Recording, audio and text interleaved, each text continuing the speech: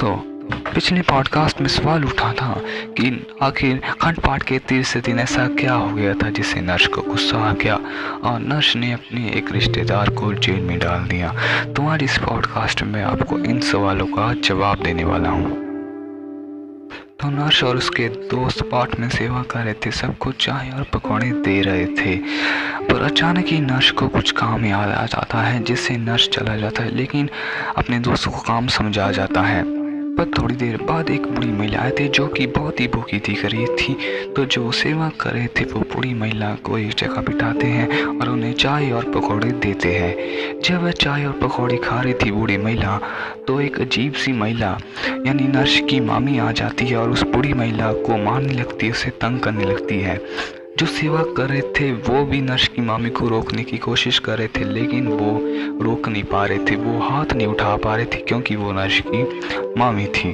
तो उनमें से एक आदमी नर्स को बुलाने जाता है।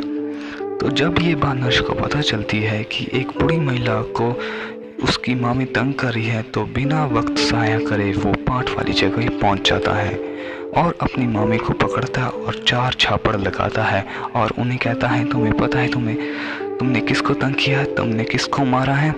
तो नर्स की मामी कहती है, बता कौन है जिसके खातिर तूने मेरे थप्पड़ मारा है? नर्स बताता है कि एक वक्त ऐसा था जब मैं इतना अमीर नहीं था और मेरे पास पैसे नहीं थे। मैं रोड पर खाली चल रहा था और खाने को ढूंढ रहा था।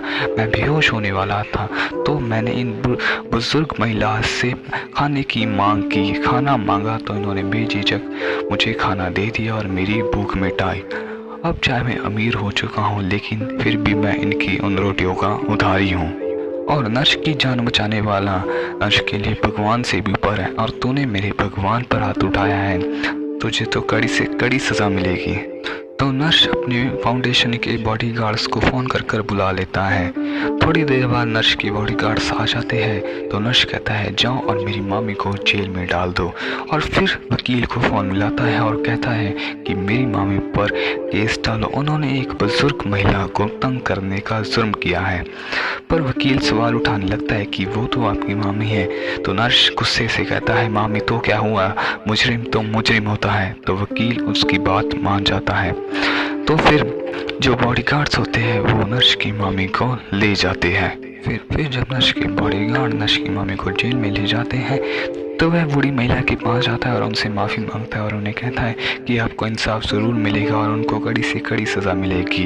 तो वह बूढ़ी महिला नर्स से पूछती है कि बेटा, वो तो तुम्हारी सगी मामी है, तुमने मेरे खातिर उनको जेल में डाल दिया इसलिए कि वो मुझे तंग कर रही थी? तो नर्स मुस्कुरा कर जवाब देता है कि वो भले ही मेरी मामी हो, लेकिन आप मेरे लिए खास है।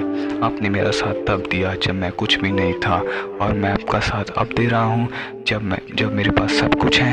आपकी मदद मेरी मदद से बहुत बड़ी है।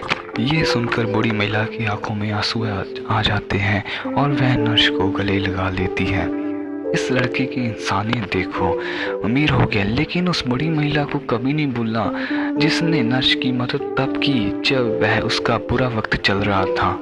ये तो सच है कि जब हमारा अच्छा समय आता है तो हम उन्हें भूल जाते हैं जिन्होंने हमारे बुरे वक्त में हमारा साथ दिया होता है। तो इस कहानी से हमें यही सीख मिलती है कि हम चाहे जितनी मर्जी अमीर हो जाए, जितनी मर्जी बड़े हो जाए, लेकिन उसको कभी नहीं भूलना चाहिए जिसने हमारे बुरे वक्त में हमारा साथ दिया हो।